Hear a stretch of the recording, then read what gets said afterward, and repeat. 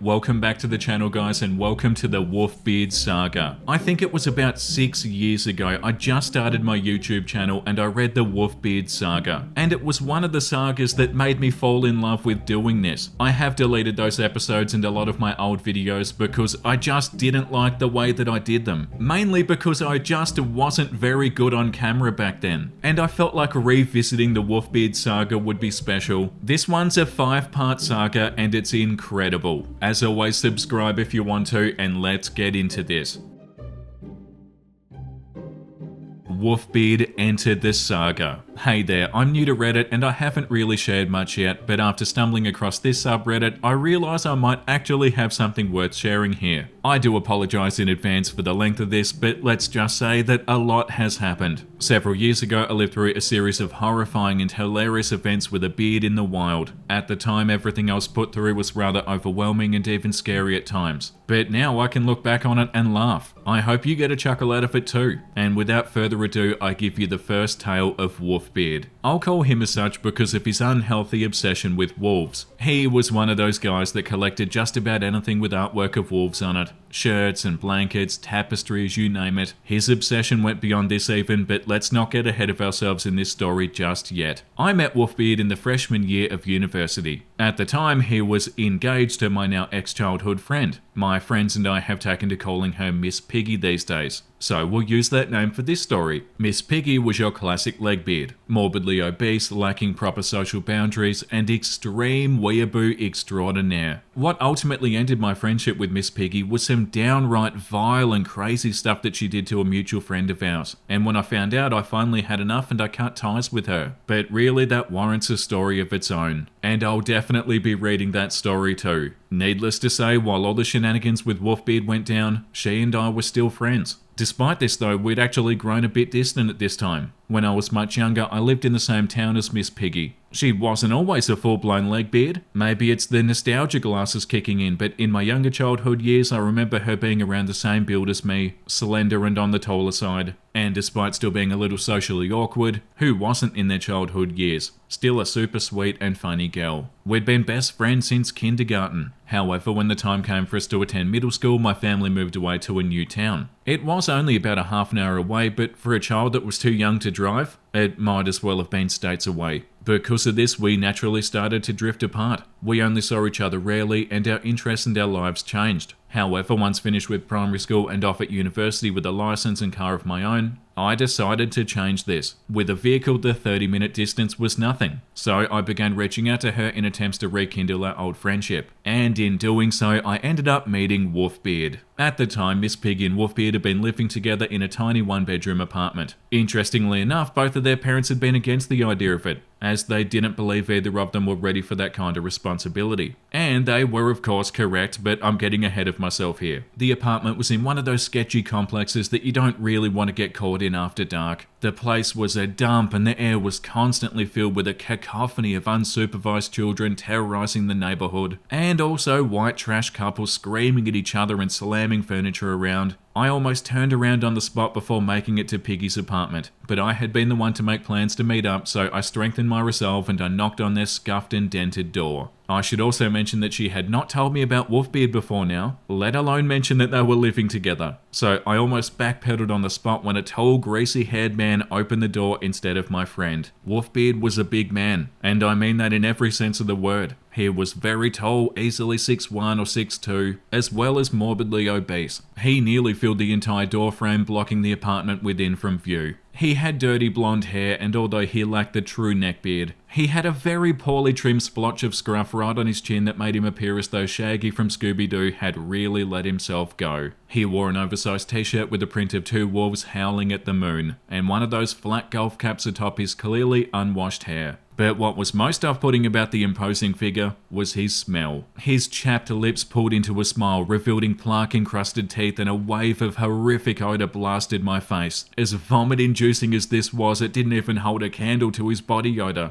In all my time knowing Wolfbeard, I don't think he was ever able to grasp the concept of deodorant. You could always smell him coming before you'd even see him. And with someone his size, that was really saying something. Before I could scuttle away, Piggy waddled up and pushed Wolfbeard out of the way so that she could greet me. "Oh, sorry about that, I forgot to mention it to you. This is Wolfbeard, he's my fiancé." She squealed in delight, forcing a pudgy hand into my face to show off one of those extra rune-looking rings you can find at Spencer's or Hot Topic. A little overwhelmed and caught off guard, I congratulated her before entering the apartment. When I got inside, I had to stop myself from almost retching again. You see, Piggy had always been a bit of a hoarder ever since we were children, but time had certainly not helped this habit. And what's worse is Wolfbeard was a lazy slob who'd previously relied on his mother to clean up after him, so his mess just compounded the problem. The whole place just smelled vaguely of garbage and cat piss. The living room was made up of a couch, a coffee table, and a massive television that Wolfbeard had brought with him from his parents' house. Both the couch and the coffee table were piled with clothes and garbage and who knows what else. You could really feel the impact of the clutter as the unit was truly tiny. In entirety, the unit was laid out in a linear line, one room connected to the next. It consisted of the front living room, then moved into the kitchen and dining space. The kitchen was pretty narrow, and it seemed even worse than it really was as the mountain of unwashed dishes coated in rotting food took up what little counter space there was. And crammed opposite of this was a table that was functionally useless due to the mountain of crap piled atop. Continuing our glum tour, we have the piece de resistance, the single bedroom and connected bathroom. Based on the descriptions of the rest of the unit, I'll let you use your imagination as to the state of this tiny, overstuffed room, and the smell from which emanated. Needless to say, the apartment was disgusting, and it only added to my general feeling of uneasiness during the visit. From the very beginning, Wolfbeard made me incredibly uncomfortable. Despite supposedly being engaged to Piggy, from the moment that I entered the apartment, he was eyeing me like a piece of meat. For this thrilling saga, we'll refer to myself as Calamity, my usual D&D moniker, appropriate given as this whole experience felt more like a wildly crafted fantasy than reality. While I'm by no means some sort of supermodel, I do try to put a bit of effort into my appearance. I'm rather busty despite being slender, and I'm quite tall at a little over 5'8". My friends often make Amazon warrior jokes at me, but I just threaten to crush their skulls like a sparrow egg. I also love all things horror and occult, so naturally I'm into witchy alternative style, and I love to dress in dark makeup and clothes. Oftentimes this puts off or spooks away potential creeps, which is great, but in Wolfbeard's case it made me appear as some sort of tantalizing mystery that he desperately wanted to unwrap. He delusionally fancied himself an old-fashioned gothic type gentleman, and the dark milady before him all but begged for a gallant protector such as himself. Anyway, after bulldozing some of the crap off the couch, Wolfbeard made a sweeping motion to gesture Piggy and I to take a seat. Upon reluctantly doing so, I was dismayed to find Wolfbeard planting himself on the ground next to me, rather than his fiancée leaning back on the couch uncomfortably close to me. Despite the discomfort of his looming presence, eventually my nose went blind to the lingering cloud of stench, and I was actually able to enjoy catching up with Miss Piggy. Despite having become even more awkward and overly invested in anime, she still seemed to be much the same person from all those years ago, and chatting with her was fun. It was odd though, as every so often Piggy and Wolfbeard would have these strange little exchanges. Wolfbeard would frown and grasp his chest dramatically for a moment, or briefly clutch his head in his hands before shooting a dire look at Miss Piggy. In turn, she would paste a worried expression on her face and extend a gentle hand as if to reassure him that everything was all right. I didn't know what was going on, and I assumed it was a weird couples thing between them, so I tried my best to ignore it. That is until right around nightfall. Noticing the sky beginning to darken, Wolfbeard dramatically stood up and waddled to the window, once again dramatically grasping his chest and violently whipped his head away. At this, Piggy shot up from the couch and bounded over to him, clutching onto him like a pose from an old romance novel. Confused, I watched the scene beginning to unfold before me. "Are you going to be all right, my love?" Miss Piggy softly cooed, looking over her shoulder out into the night air beyond the window. "It's a full moon tonight," Wolfbeard hoarsely croaked in response, dramatically turning away from her. "You can control it, I know you can," Piggy warbled, clutching him tighter still. "I should go just to be safe," Wolfbeard whispered back. At this, he strode through the apartment in an almost slow-motion fashion. I imagine that he thought he looked really epic or something, but in reality he just looked like some kind of wounded animal hauling itself back to its den to die. Upon reaching the door, he paused in the frame, looked out at me sadly, and then with a sigh, closed the door behind him. At this point, I'm thinking, okay, what the hell's going on? And that's when Piggy comes up to me with a direly serious look on her face. Calamity, I need to tell you a secret. Do you promise not to tell anyone? Wolfbeard's life could be endangered if you spread this around, so please take it seriously. I paused, not sure what other horrors could possibly be awaiting me that evening, but the curiosity got the better of me, so I hesitantly agreed. Wolfbeard is a lichen. I sat positively bamboozled, blinking furiously as my brain tried to process the sheer stupidity that this grown-ass woman had just thrown my way. Mistaking this for me not understanding, she continued. A lichen is what most people would call a werewolf. You're telling me that Wolfbeard's a werewolf? I repeated slowly in one last-ditch effort to make sure that I wasn't misunderstanding some sort of joke or prank they were pulling on me. Yes, Piggy whispered, no hint of humour on her face. Usually he can restrain himself pretty well, but tonight is a full moon, so he's afraid that he could lose control since he has to transform. It took every ounce of self-restraint in my body not to burst out laughing on the spot. I couldn't tell at the time, and I still don't know to this day if it was just some weird socially awkward game the two of them played together, or if she genuinely believed him. But either way, what ensued was positively wild. Miss Piggy proceeded to tell me the tale of how she'd learned Wolfbeard's oh-so-dark secret back in high school, and how they'd fallen in love because she'd learned to tame the beast in his heart. Mind you, all while this is going on, Wolfbeard had started making these ridiculous growling noises and knocking things about in the closed-off bedroom. He's transforming into the Wolfbeard. After a few minutes of this, I could hear the sound of a window sliding, and a resounding thud. At this, Miss Piggy hurriedly led me back alongside her to investigate. I should clarify they lived on the ground floor. The bedroom had one large window that lacked a screen and opened directly into the parking lot. Well, lo and behold, when Piggy and I arrived at the bedroom, the window was open and there was no sign of our dashing lycanthropic gentle sir. At this point, I'd reached my quota for how much bullshit I can handle in one evening. So I used the excuse of needing to get back to my dorm for school the following day to take my leave. I told Miss Piggy how nice it was to catch up with her and that the Wolfbeard secret was safe with me, and I quickly gathered my things. However, as I neared the front door before I could even reach for it, it burst open. Standing in the doorway was Wolfbeard once more, now panting wildly and dripping with sweat. If I thought that he smelt before, he was now positively noxious. He also had what seemed like some dirt quickly rubbed onto his forearms, as if meant to convince me that he'd been out terrorising the countryside in the 5 minutes he'd been out of the apartment. Feeding into his delusion, Miss Piggy ran into his arms and coddled him like he'd just escaped a harrowing experience. She asked him if his transformation was painful, and he just pathetically nodded in response. Turning to me with what I imagine he thought was collected coolness, he ran a hand through his sweat-soaked hair and addressed me. I hope I didn't scare you, Calamity. I know I can get a little primal in this moon phase.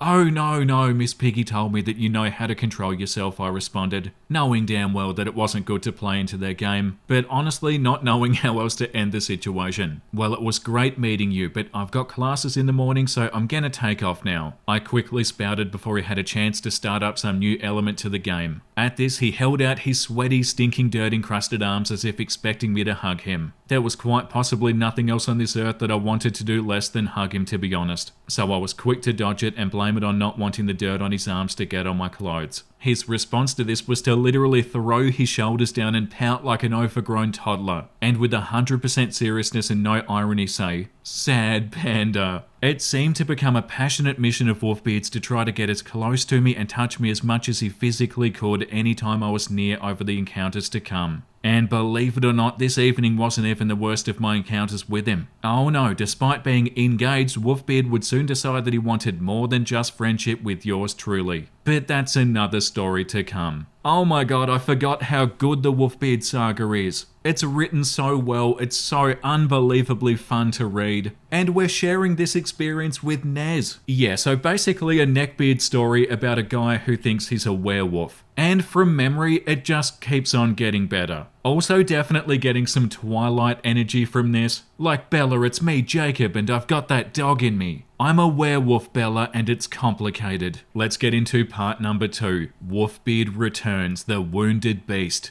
Hello again everybody. First of all, I wanted to thank you for the warm welcome you all gave me on my first entry. I was genuinely amazed how many of you enjoyed the story and wanted to hear more. So ask and you shall receive. Today's entry is one of drama, suspense, non-reciprocal feelings, and a rejection-fueled temper tantrum of beardly proportions. And with that, let us begin. Since my fate-altering encounter with the mighty werewolf, I'd consciously made an effort to try making plans to meet up with Miss Piggy in neutral locations, or whenever Wolfbeard was away. Of course, it wasn't always possible to avoid him. When it came to me being in the general vicinity of his town, he was like a damn truffle pig catching my scent in the wind. He had the most uncanny ability to somehow sense my presence and materialize in said location as if by magic. He's a magic werewolf. Miss Piggy and I out to lunch? Oh wow, what are you two doing here? What a coincidence. Mind if I join you? Miss Piggy invites me to come over to hang out at her apartment while Wolfbeard's supposed to be working until 6. Oh wow, I just so happened to get off work early again, and what are the odds I'd find you over here? Don't mind if I do, joining in on the girls' day. Now mind you, if his work situation were anything otherwise, I genuinely might believe that this were a coincidence. However, Wolfbeard worked for his wealthy father. So basically, whenever he felt like being done with work for the day, he was done. And he always decided he was done when I was there. I genuinely tried, you guys. I tried so hard to be friendly to this man because he was going to be marrying a childhood friend. But goddamn did he make it hard. There were only so many excuses I could accept for his blatantly creepy and downright inappropriate behaviour, before I came to the inevitable conclusion that I would never feel comfortable around this person, and that I needed to at least try to warn and protect Miss Piggy from what I could only see as what would become a disaster of a marriage and a broken heart. Now, before anyone gets too far into thinking, gee Calamity, he may be feeding Miss Piggy the delusion of him being a literal werewolf, but that's hardly hurting her and doesn't warrant trying to interfere with the future marriage. I get you fam, if that was it, I'd let them play Princess Mononoke into the sunset. No, what bothered me enough to try to talk this woman out of an engagement was the blatant attempts to cheat on her right before her very eyes. Somewhere along the way, Wolfbeard had decided that he was never really in love with Miss Piggy. I'd find this out later from word of his own mouth. But early on, it was apparent that he decided that I would be the new object of his desire, whether I returned the sentiment or not. We're talking about a man that growled at dogs passing in the street, and dramatically clutched his heart whenever anybody spoke of nighttime or the moon.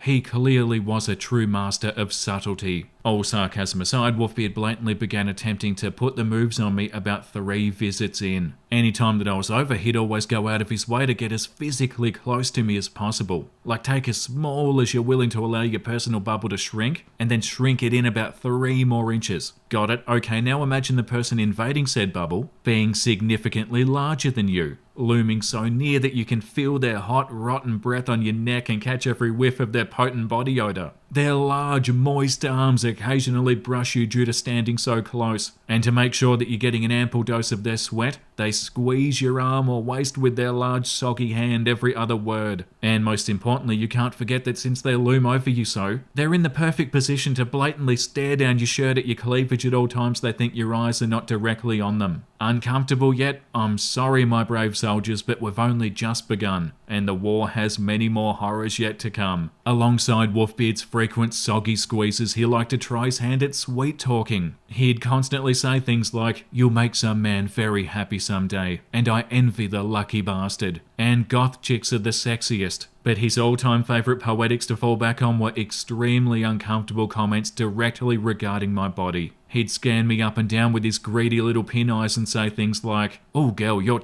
looks spectacular in that shirt," or "Honey, that top shows off all the right curves." And the wildest part to this is that he would make those vulgar comments in the most ridiculously effeminate voice possible, while wobbling his head back and forth and snapping his wrists, as if he thought mocking the most over-the-top stereotype of a gay man made it a funny joke that was somehow totally appropriate and a-okay to say not only to my face, but in the presence of his own fiancée. But perhaps the wildest thing of all was that Miss Piggy was not only alright with these behaviours, but actually defended them. That's right, the few times I had alone with her, I blatantly told her how uncomfortable Wolfbeard made me, and that she shouldn't put up with him openly flirting with other women, because she was worth so much more than that. But she would always counter with, "But he's only joking." and he doesn't mean to come off as creepy. He's just trying to be friendly. Basically, for every concern that I raised, she had an excuse prepared and at the ready. So after going back and forth with Miss Piggy countless times about it, I finally accepted that if she wanted to marry a creep that openly ogled other women and would without a doubt cheat on her the very second the opportunity presented itself, as much as I cared about the well-being of Miss Piggy's heart after rekindling our old friendship, I also recognised a lost cause when I saw one, and I had to accept that this was not my circus and this was not my sweaty, unkept monkey. So my compromise was simple. I would stop bringing it up to Miss Piggy, but I did not want to be around Wolfbeard whenever humanly possible. Despite how she defended him, I fiercely maintained how uncomfortable he made me. And to my surprise, Miss Piggy actually agreed. So over the next couple of weeks when I saw Miss Piggy, she either came over to my place or we met somewhere outside of her town, and seemingly outside of Wolfbeard's sphere of influence, and it was fantastic. The uncomfortable aura of hungry eyes boring into me was gone, so I was truly able to enjoy catching up on lost time with my friend. It was hugely apparent that our interests had become wildly different, but as we spent the majority of time simply filling each other in on how our lives and families and towns had changed over the years, this really wasn't a problem. I did start to notice a disturbing theme, however, of every cringy change or harebrained, ill-advised decision that she made over time since high school had somehow linked back to Wolfbeard's influence, in one way or another. That being said, these brief few weeks of reprieve were the calm before the storm. Summer quarter had just rolled around, and since I wasn't taking any classes then, it was my vacation. This meant that I went back home to my parents' place that was much closer to Miss Piggy's, and I had a whole lot more free time. Taking advantage of this new spare time, Piggy invited me out to her place for the first time in weeks. I was obviously apprehensive about it, but I agreed when she assured me that Wolfbeard would indeed be gone the whole weekend, as he was on a camping trip with his father. I was also a bit easy to warm up at this point as well because another friend of mine agreed to come with, and who doesn't love introducing their old and new friends? The more the merrier. My other friend, who I'll call Lilith, and that's her D&D moniker too, I guess I'll be sticking with this nickname theme, is still one of my best friends to this day. We met after I moved from my old town and we rode through the absolute wilderness that was our edgy high school emo years together. You get through that kind of shit together and you'll either want to forget the other ever existed, or you'll be blood brothers for life. We're both grown-ass adults now who practically live in replicas of the Addams Family home though, so maybe the phase never entirely left us or didn't hit us hard, like a slow burn that permanently infected us. But I digress, we're a couple of spooky badass bitches that ride or die together. And goddamn if Wolfbeard didn't make us ride through hell. So Lilith and I piled into my car and we made the trip over to Miss Piggy's. I had already warned her about the filthy state of the place, and you better believe that I told her all about the Wolfbeard nonsense. But rather than be apprehensive, Lilith maintained an incredibly amused air about the whole thing. Lilith is a creature that's mastered all 12 circles of sass,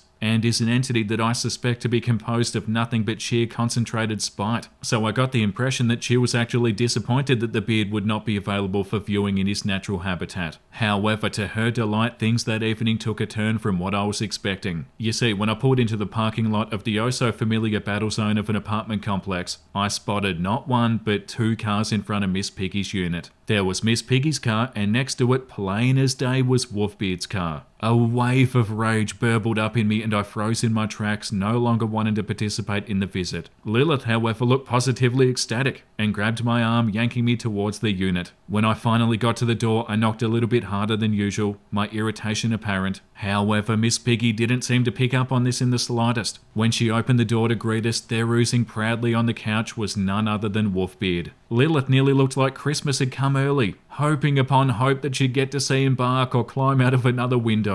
I, however, was not in a good mood about the matter. A little curtly, I asked Miss Piggy, "I thought Wolfbeard was joining his dad on a camping trip this weekend, Piggy." "Oh, well, he was, but when I told him you were coming over today, he decided to stay home instead." The way she said this, as if it was nothing even slightly unusual, practically ran my blood cold. Was I living in the Twilight Zone? Why the hell would Miss Piggy tell Wolfbeard that I was coming over when I expressly told her he made me uncomfortable and that I didn't want to see him? What's more, why was she okay with him seemingly being so enamored with me that he'd cancelled out on a trip with his dad that he'd previously been super excited about? The whole thing just didn't sit right with me. As per usual, the moment that I entered the room, Wolfbeard's eyes laser focused directly onto my chest. However, moments later, his gaze shifted to the new figure behind me. Upon spotting Lilith, it was his turn to look like Christmas had come. "Hello, my darling Calamity," he chirped, picking up that stupid effeminate mock accent again. "I must say that you look positively appetizing as usual." The way that he said appetizing damn near set the hairs on the back of my neck standing straight up. He shifted into what I imagine he thought to be a seductive position on the sofa and narrowed his eyes at me. "But I must say, who is that absolute snack behind you?" Lilith shot me a look of pure euphoric amusement at what her eyes were witnessing, before stepping forward and introducing herself. "Hi, I'm Lilith. I'm Calamity's friend from high school. It's nice to meet you."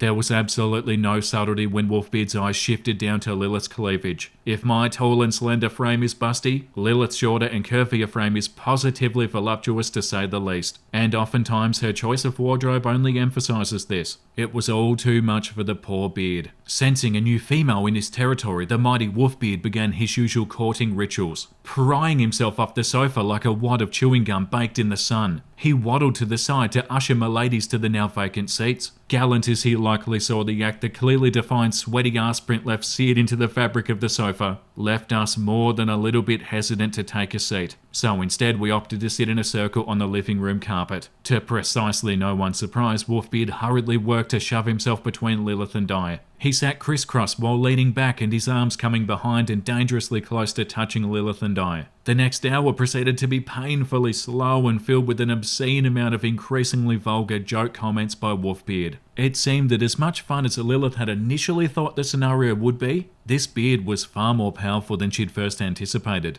He was a creature of darker magics, older magics, and these unholy forces broke through even her seemingly impenetrable war-hardened emotional battle armor, leaving her shifting uncomfortably and looking at me for escape. At this, I took my window of opportunity to flee. I told Miss Piggy that Lilith and I had something come up and that we had to go. She seemed a little disappointed by the sudden departure, but accepted and bid us a goodbye. However, it was Wolfbeard that really seemed the most upset by this. His shoulders dropped and he looked down at the floor, his dirty golf cap casting a heavy shadow on his round face. "You really have to go so soon?" he asked in a quavering voice. "Yeah, sorry about that," I responded with zero interest in feeding into his act. At this, with great effort, he worked his way back up into a standing position before beginning to waddle in our direction. "That's really a shame," he almost whispered. "I gave up spending time in the great wilderness to be able to hang out with you, and you should know what a big deal this is to me. My kind need to run wild and free in the forest. It's in our blood. It helps us keep control of the beast." Lilith shot me a look, but he kept on approaching us. "Well, in the very least, you can give me a hug before you go."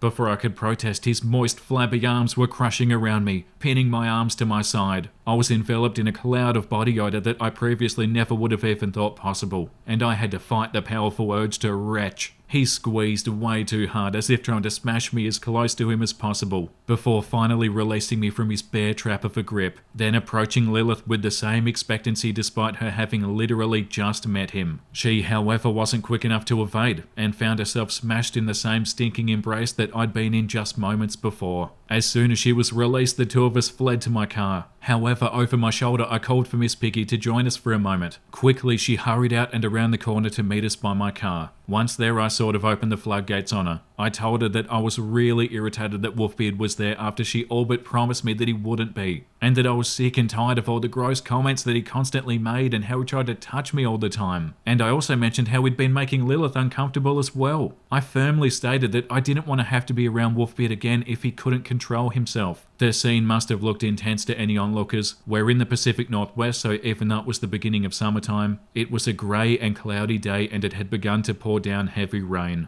However, the drama turned up even more a moment later when we heard what sounded like a cross between a wounded cry and an attempt to howl like a wolf. I looked out across my window to the corner of the building. Wolfbeard had crept out behind Miss Piggy and at some point had been listening in on our discussion. Apparently my declaration of not wanting him near me unless he could refrain from attempting to grope me was far too painful a blow, as he dramatically ran off towards the wooded trail behind the apartment complex. Seeing this, Miss Piggy legitimately stifled a sob and cried after him for him to come back, but it was no use. The alpha beard had fled into the forest beyond, likely already transforming into a powerful beast to brood in the shadows. Seeing Miss Piggy in near hysterics, Lilith and I felt that we had no choice but to take her back inside and try to calm her down. She was rambling and raving about him and his condition. "We can't leave him alone out there like that. When he transforms while too upset, he can be reckless and could get himself caught. It's not safe," she sobbed. After about 15 minutes of consoling a distraught Piggy, her phone rang. To seemingly no one but Miss Piggy's surprise, it was Wolfbeard. She dramatically cooed into the phone at him, asking him where he was and if he was okay. Having trouble hearing him, she switched the phone to speaker mode. What next met our ears was the most pathetic sounding croak I've ever heard in my life. "Piggy, I need help. My transformation was too quick and emotional and I lost control. I ran wild and aimless in my pain and somehow I've gotten myself stuck. I ran into a clay flat and the rain has made it like a tar pit. I'm stuck and my transformation weakened me too much to get out. Please help me, I'm growing weaker yet," he dramatically finished before hanging up the call. At this, Miss Piggy went nuts again, screaming that we needed to call an ambulance or the police to go rescue him. It took 10 more minutes to calm her down, and she only did this after I called her brother and asked him to check the woods behind the nearby school for Wolfbeard,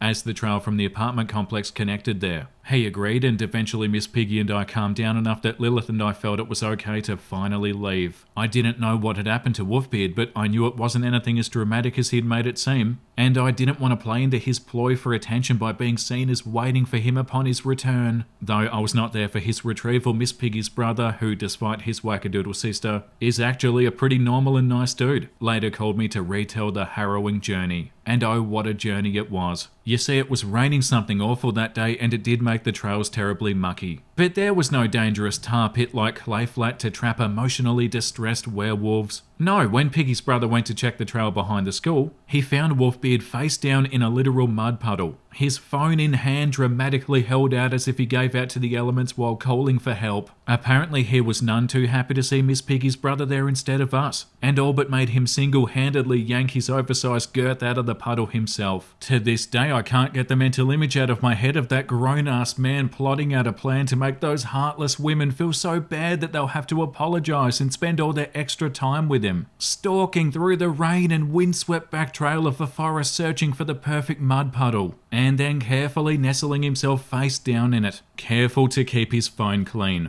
The sight must have been spectacular. But I digress. This was just the first of Wolfbeard's spectacular tantrums, and this was before he'd even confessed his feelings about my lady. You see, he didn't give up easy, and if beaching himself in a shallow slot puddle wasn't enough to force me to love him, he'd have to try a different approach. But that is another story for another day. I'll catch you all again next time for part 3. And we'll definitely be reading that in a second. I can't believe how fun this is. It feels so unbelievably good to be reading this again, and it feels so good to be reading it with Nez. This comment says, the realization just hit me that these are grown-ass adults acting as if they're in Twilight. I love this though, looking forward to part 3. Yeah, especially when OP said they were in the Pacific Northwest and it was gloomy and rainy. All I could imagine is Twilight and Wolfbeard pretending to be an alpha werewolf. Let's get into Wolfbeard Part 3, The Bionic Heartbreaker. Hello once again, and thank you for the continued support. Today's tale continues the epic saga of our favourite lupine neckbeard and his quest to court Milady. When we last left off, Wolfbeard had attempted to beach himself in a mud puddle in the forest trail behind the apartment complex, after overhearing me say how much I disliked the gross comments he made about me, and how I didn't want to be around him anymore. A lesser beard may have given up and just decided that I was a dumb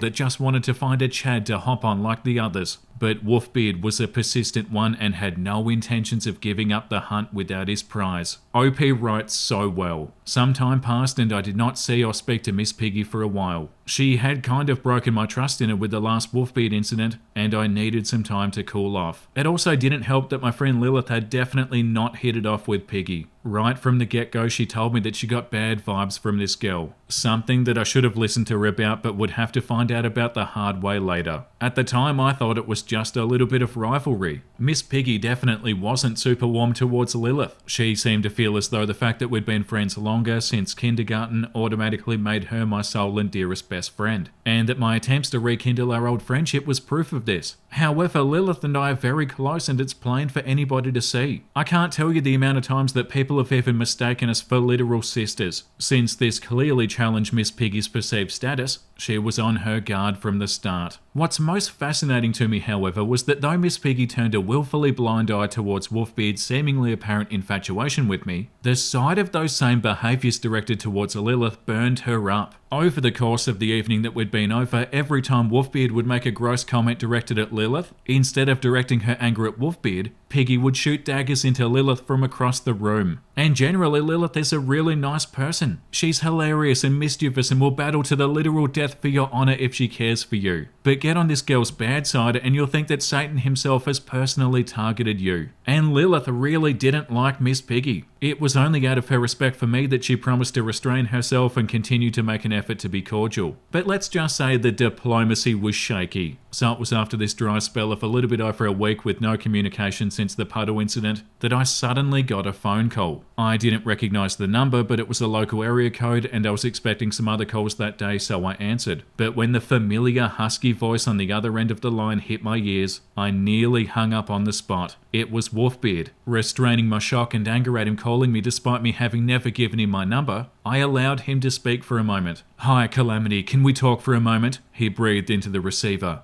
"Wolfbeard, how did you get my number?" I questioned as calmly as I could manage. "Oh, Miss Piggy gave it to me. I needed to talk to you so I could apologise." I was suspicious but surprised nonetheless, so I allowed him to continue. "I have reflected on my behaviour a lot lately and I realised I've treated you very badly. I really like you a lot and I don't want to have destroyed our friendship. Would you please accept my apology and allow me to try to start over? I really want things to be good between Miss Piggy's friends and me." He sounded genuinely sincere and I was truly caught off guard. Of all my experience with neckbeard kind, I've never known owning up to their bad behaviour and apologising to be within their realm of understanding. And I still did really want to make things good between us if Miss Piggy was truly set on marrying him. And if he was actually going to make a change and make an effort, I decided to give him a chance. And over the weeks that followed, he did actually make a change in his behaviour. He had finally stopped making gross comments and had stopped trying to touch me as frequently. Mind you, he still had boundary issues and loomed far too close.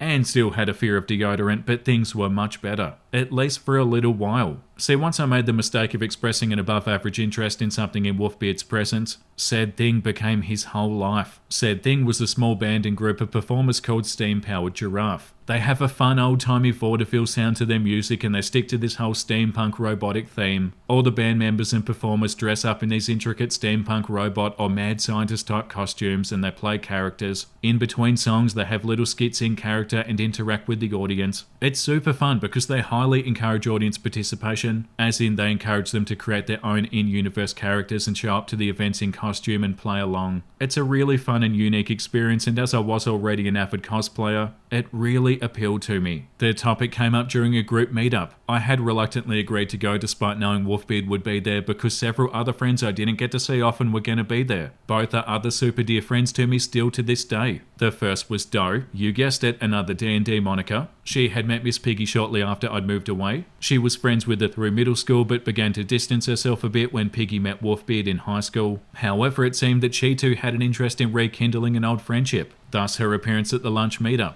Doe would also have the misfortune of later becoming roommates with Miss Piggy, but that's a whole different story. And perhaps I can convince her to share her own stories with you about that. The other girl joining us was a friend I'll call Valor. Valor had no previous connections to Miss Piggy or Wolfbeard. She's someone that I'd met and befriended online before learning that she was also a college student in the same state as me. Our schedules made it really hard to hang out often, so when I learned that we were both free, I invited her to join the group outing. I thought it would be safe enough given Wolfbeard's recent attempts at adjusting his behaviour and the sheer number of people in our group. Let's just say that although Wolfbeard stayed true to his word about cutting back on the weird sexual comments, he found entirely new ways to make a whole room of women uncomfortable, with the exception of Miss Piggy, of course. After the initial greetings where Wolfbeard tried to force a stinking hug on each of the female guests in the group, he came upon Valor for the first time. Her saving grace was that she was already in a long-term relationship with her then girlfriend, now fiancé. I think he realised that since this new milady was not only taken, but also taken by another milady, meant that she would be so much more work to convince of his charms. So he spared her of his more aggressive courting in favour of the other single damsels in need of saving in the group. As I'm sure one can imagine by now, Wolfbeard was not an easy specimen to attempt having a conversation around. He had a thing with needing to not only participate in every conversational topic that arose, but to domineer it, even if he had to make up some ridiculous story to do so. One of the ladies shares a story about the time they met Elijah Wood at the Space Needle restaurant, and he was nice enough to let her get a quick picture on her way out. Better one-up it. Ah yes, who could forget the time that Wolfbeard ran into Morgan Freeman at a Barnes & Noble? You know, the time that really actually truly happened, and they spoke for over an hour, and Wolfbeard taught Mr. Freeman a whole new stance in philosophy. And in thanks, he swore that he'd never forget Wolfbeard. I expressed an interest in singing and songwriting as a hobby. Oh, you better believe that Wolfbeard was offered a contract with Universal Records for his heavenly voice. But it wasn't his dream, so he turned them down. I could go on for hours, but this story's already getting long, and I haven't even started with the main events. Wolfbeard was the truest example of a pathological liar that I had ever, and to this day have ever met. I suppose trying to convince me that he was a literal werewolf should have been a warning sign to this, but I digress. He could weave these insanely intricate stories completely impromptu. And they weren't just short little blurbs either. He'd craft a story that was 5+ minutes long as naturally as one breathes. I struggle just lying well enough to not spoil surprises for my friends. So I can't even imagine the process that he had going on in his brain, to be honest. Well, after dealing with Wolfbeard butting into our conversations for the last 30 minutes, Doe, Vala and I shifted our body language a tad to form a bit of a circle, effectively closing Wolfbeard off before beginning a new topic that we assumed that he wouldn't know anything about. The small band I mentioned before. The three of us were really having fun with it and had decided to make some steampunk robot costumes of our own to wear to an upcoming concert. We then talked about the band a little bit more and agreed on a mutual favourite robot. The one called the Spine. Basically a 6-foot+ silver and black robot with big battle spines jutting out of his back in a swanky Roaring Twenties inspired getup. He has this super smooth deep voice that tends to catch the attention of a lot of the lady fans. Plus he plays the exacerbated straight man to the group of otherwise goofy and hyperactive characters, and that's a trope I live for. Sensing the miladies taking interest in another male, even an entirely fictional android one that was just a stage act, was unacceptable, and he had to move with haste before he lost us entirely to the wicked robot overlords. You see, I was foolish in assuming that he wouldn't have known who the band was. I had been posting about them occasionally on my various social media accounts because I was excited about the upcoming concert. And should I really have expected Wolfbeard to not be stalking every account that I owned that wasn't strictly private? Oh no, he knew exactly who they were and had apparently dug through every piece of media he could get his hands on regarding them in an attempt to woo me with his knowledge of my interest. So you better believe he had to jut into the conversation right at that very moment, breaking out his handy-dandy fake effeminate voice once more. Oh, that Spine is just so sexy, he barked loudly across the table, snapping his fingers in a zigzag motion, attracting looks from the surrounding tables. He then straightened his back up and brought a hand to his chest, gripping an invisible tie in attempts to mimic the Spine's signature pose, turning his head slightly to the right, striking an eerie grin and pulling his golf hat lower to try to cast a shadow over his eyes, similarly to how Spine's fedora did. Yeah, the Spine legit wore a fedora, but believe it or not, when you get a well-fitted one with a wide enough brim that doesn't make you look like a fat head with a baby hat, and you pair it with a masterfully tailored suit and vest, rather than repulse, it actually does magical things. But that pitiful golf hat and ill-fitted trench coat decidedly didn't. Not to mention his charming grin that made the whole picture look quite deranged. If that wasn't bad enough, he then switched from the effeminate voice to as deep as he could force himself, trying his damnedest to mimic the robot's smooth voice and mannerisms.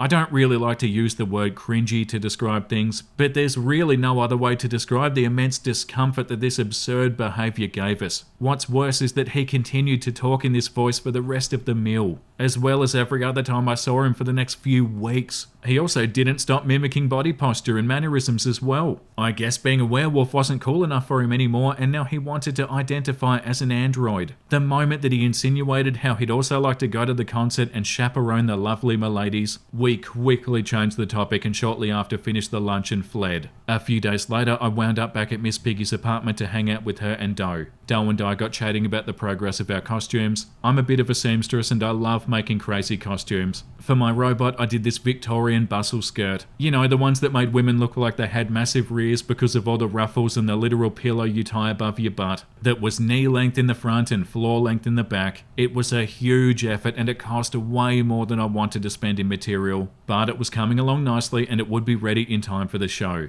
I was exhausted from working on it and just barely had enough time to balance it between classes. Well, little did Doe and I know, Wolfbeard had been lurking in the back bedroom. We had been under the impression that he was napping, but I guess he'd been just lying there in the dark listening in on us chatting. Because no sooner did I finish talking about my costume and asking Doe how hers was going, Wolfbeard appeared in the living room and answered in her place, as if the question had been for him. I'd love to do something Phantom of the Opera styled. My robot is dark and brooding, and along with having the most beautiful singing voice, he also plays the organ skillfully. He was supposed to be in the band originally, but his broken heart made him malfunction too frequently. So he was stored away up in the attic, he finished dramatically. Still using that stupid attempt at a deep voice, mind you. Miss Piggy clasped her heart and sighed at him sadly, but Doe and I just gave each other a "can you believe this look?" Feeling particularly adventurous that day, I ventured to interact. That's a lovely backstory for your character, Wolfbeard, but theatrical costuming for something like that'll probably take a while. Are you sure you'll have enough time to sew it? I asked, raising an eyebrow at the idea of him squeezing in front of a sewing machine and flinging it off the table in a fit of werewolf rage if it got snagged. "Oh, well, I was actually hoping that you'd make it for me since you're so good at sewing," he responded without missing a beat. "You can take my measurements now if you like, and the fabric store should be open until 9 tonight, so you'll have the time to get the materials. I'd like it to be made of something rich like satin and velvet, but you can buy whatever you prefer." I sat silent and blinking for a moment. So this freaking boob wanted me to not only spend hours slaving away at making a costume for him, when I wasn't even done with my own, and on top of it all, he wanted me to pay for it out of my own pocket. Doe's eyes were the size of dinner plates and her mouth hung ajar in shock. I had to take a stabilizing breath to remain calm before responding. "I'm sorry, Wolfbeard, but I can't make your costume for you. I'm not even done with my own yet, and I certainly wouldn't have time for another, let alone something that complicated. Plus, I really can't afford that." His body sagged and his face drooped in sadness. He was legitimately upset that I turned down his demands. Then, as sadly as he could muster, as if trying to guilt me into changing my mind, he continued, "That's all right, Calamity, I understand. I'll make it myself then. I am a world-class tailor in my own right after all." I wanted to scream, "Then why did you even ask me to make it for you in the first place?" But I knew that he was just lying again, so I held it in. More time passed and suddenly it was just days before the concert. Doe unfortunately wasn't able to make it due to work and school. And robots were never really Lilith's thing, so she opted to pass. But Valor and I were hyped and ready to go. The band was doing 2 shows, one Friday and one Saturday. Valor and I opted for the Saturday showing because that was the only day that the band was also doing meet and greets and photos, and we had bought that package. I was happily finishing the last little details of my costume when I got a text on my phone. Looking down, I realised it was from Wolfbeard, who still had my number sadly thanks to Miss Piggy.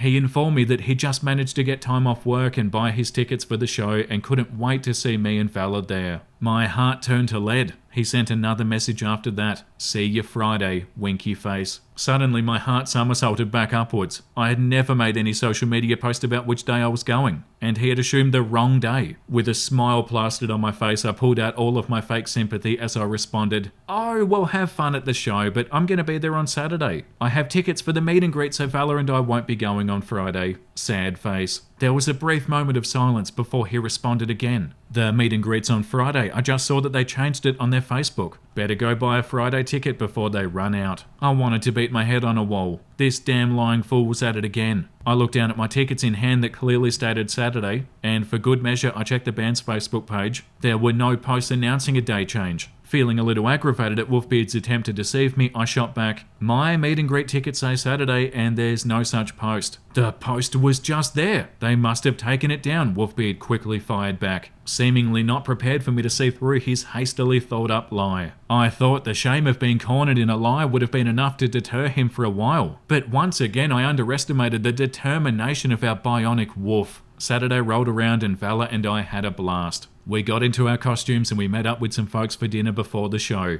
The place was sort of a geek-themed tavern and it was full of other concert attendees in costume, so we didn't really stand out. All in all, it was a fantastic evening. Things were amazing until we arrived at the venue. The meet and greet was happening before the show and we got to stand in a special line to get in early to take our photos and get our seats. Valor and I were fairly far up the line, chatting with some nice people that we met when I suddenly felt a large, moist hand grip my shoulder from behind. I nearly screamed before turning around to see none other than Wolfbeard. He was standing there in his wolf tee, fingerless gloves and infamous golf hat with a huge grin pasted on his face. I was shocked and horrified to see him there. The weight in my stomach dropped even further when he proceeded to pick up the dumb mimicking gestures and voice again, in the company of our new friends no less. "It's great to see you here, Calamity. I decided to buy a ticket for Saturday as well because I really wanted a photo with the band." "Yeah, sure, it's totally got nothing to do with making sure you got to come at the same day as me, despite having already bought a ticket for a different night." The fact that he was badly mimicking a band member in front of countless fans of said band who could clearly tell what he was doing just made it exponentially worse. Trying to keep him from going on too much of a roll, I changed the subject. "So, where's your costume, Wolfbeard?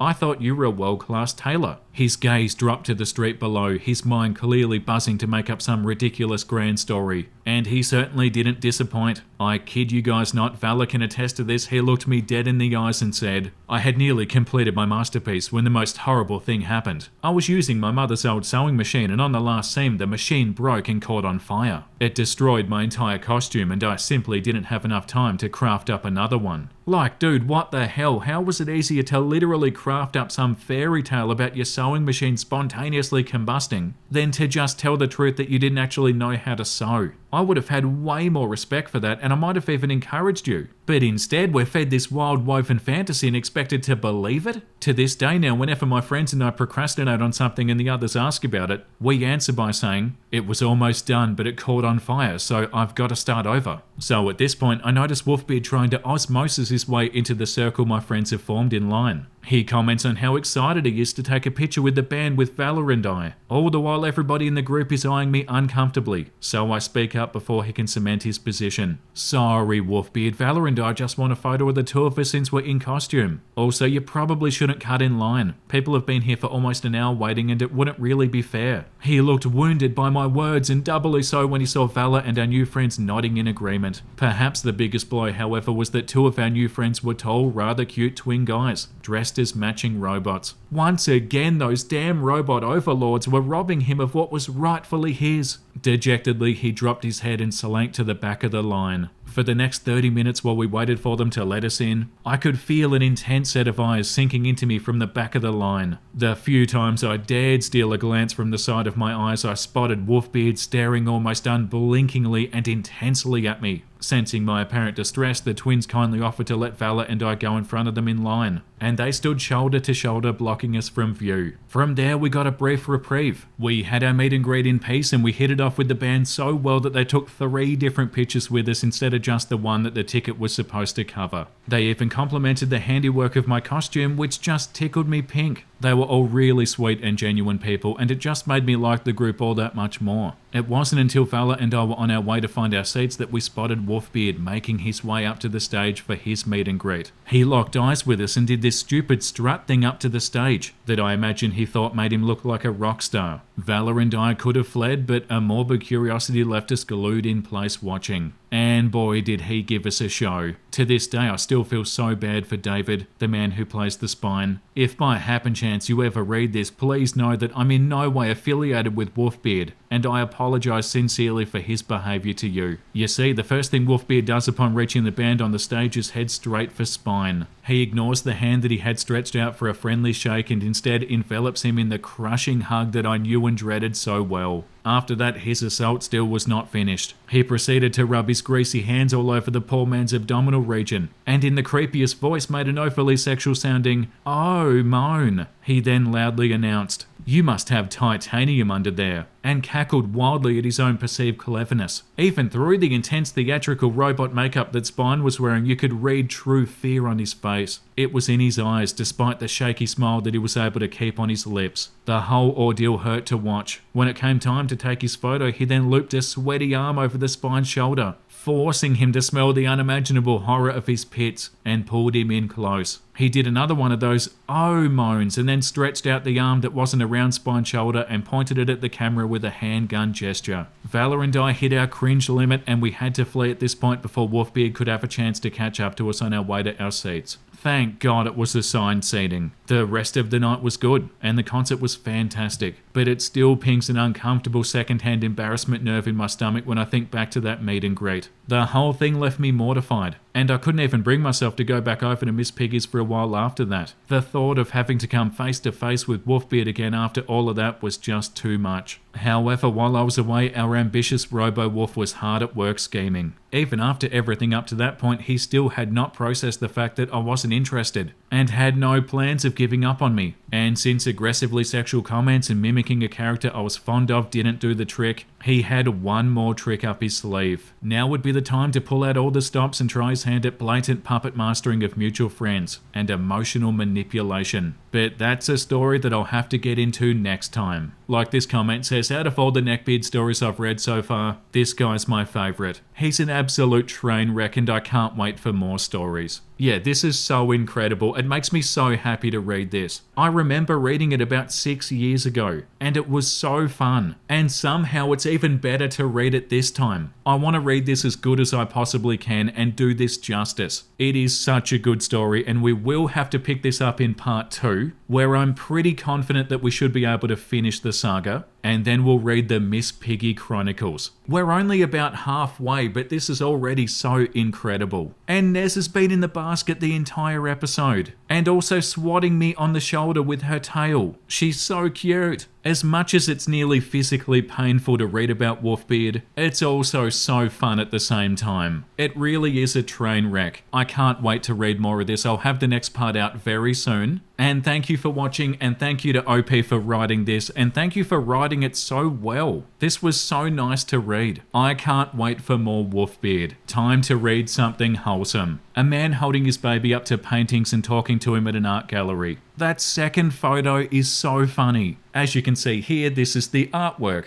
Maybe we could do that with Nez. I feel like Nez would adore an art gallery, but that's so funny though. Look at this incredible art. Thank you for watching today's episode, everybody. I hope you had a great time, and let me know in the comments if you did. And as always, subscribe if you want to. And the comment of the day today goes to Eliana. Everybody knows that when Vincey takes a few days to post, the story's gonna be amazing. Yeah, it has definitely been taken a while to make the episodes lately. They're just terrifying adventures, every single one of them. I don't want to get ahead of myself, but I am going to be trying to post every other day for at least the next 30 days. I've been having so much fun making the episodes, and I want to make more. So yeah, you'll probably be seeing me a bit more often. Thank you for the support, everybody. I really appreciate it. Make sure you look after yourself, and make sure you have a beautiful, amazing rest of your day. And I'll see you very soon with a brand new episode. Bye!